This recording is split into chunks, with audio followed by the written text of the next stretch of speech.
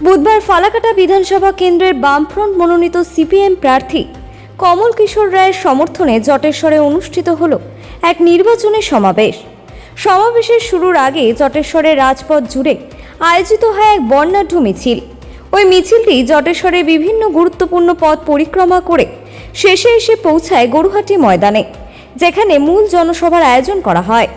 পরবর্তীতে জটেশ্বর গরুহাটি ময়দানে আয়োজিত সভায় প্রধান বক্তা হিসেবে উপস্থিত ছিলেন সিপিআইএমের রাজ্য সম্পাদক মোহাম্মদ সেলিম।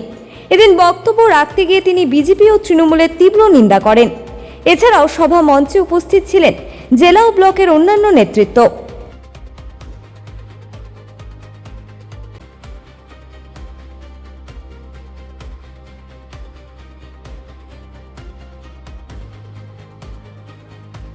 আলিপুরদুয়ার জেলা, কোচবিহার, জলপাইগুড়ি, মুর্শিদাবাদ, মালদা, দিনাজপুর, দুই 24 সর্বত্র এই জবাব তো বিজেপিকে দিতে হবে। কারণ বিজেপি আগে থেকেই রোহিঙ্গিয়া জেহাদি বলেছে। তাহলে যে আদিবাসী, যে মতুয়া, যে উদ্বাস্তু, যে এখানকার বাসিন্দা যারা বাদ ঠাকুরদার আমল থেকে এখানে আছে, তাদের যে নাম বাদ গেল, এ তো আরএসএস এর জন্য। কারণ আরএসএস ইসিআইকে দিয়ে এটাই করিয়েছিল যে একটা নাম্বার ঠিক করে দিয়েছিল, এত নম্বর ভোট বাদ দিতে হবে। এটা ভোটের আগে ভোটের গণনা করে নেওয়া। আমরা এখনো বলছি, কোর্টের মধ্যে আমাদের মামলা আছে, আমরা মোকদ্দমা করেছিলাম এবং আবার কোর্টে গেছি যে কারুর ভোটাধিকার কেড়ে নিয়ে ভোট করা যাবে না। ব্যাপক সারা দেখো, কেন আমি বলার পরে কিলো মিটিং চলছে। সকালে আলিপুরদুয়ারে বিশাল হয়েছে, গত দুদিন কুচবিহারে ছিলাম, এখন আমি ধূপগুড়ি যাব মিটিং করতে। সেখানে অনেক মানুষ যারা আগে আমাদেরকে মুখ ফিরিয়ে নিয়েছিলেন, তারাও ফিরে এসছেন। আর অনেকে বিজেপি তৃণমূল ত্যাগ করে আমাদের সঙ্গে যোগ দিচ্ছেন, কারণ ওরা ঠকে গেছেন।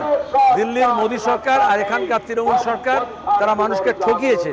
শোনো, বেকারদের কাজের দাবিতে, নদী নালা, গাছপালা, পাহাড় পর্বতকে রক্ষা করার জন্য, পরিবেশকে রক্ষা করার জন্য, কৃষকের ফসলের দামের জন্য, 100 দিনের কাজ আবার 200 দিন করার জন্য, নতুন করে চালু করার জন্য, আবাস যোজনা দুর্নীতি বন্ধ করার জন্য মানুষ এগিয়ে আসছে।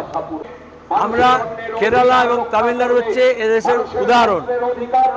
এখনো দাঁড়িয়ে পশ্চিমবঙ্গে ন্যূনতম মজুরি চা বাগানে লাগু করেনি। অভিষেক ব্যানার্জি বেনামে, সুব্রত বক্সির ছেলে বেনামে চা বাগান কিনছে, চিটফান্ডের টাকা দিয়ে আর কয়লা পাচারের টাকা দিয়ে, আর মজুরদের আরো বেশি শোষণ করছে। যেমন আলকেমিস্টের কেডি সিং করেছিল তৃণমূলের এমপি। সুতরাং সেখানে দাঁড়িয়ে আমরা এসে আবার সেই বাগানগুলোকে মানুষের হাতে ফিরিয়ে দেব আর সেগুলোকে লাভজনক করব। আর মজুরি একেবারে কেরালা এবং তামিলনাড়ু স্টাইলে চালু করব। আসামে বিজেপি এখনো সেই মজুরি দিতে পারেনি, এখন মিথ্যাচার করছে।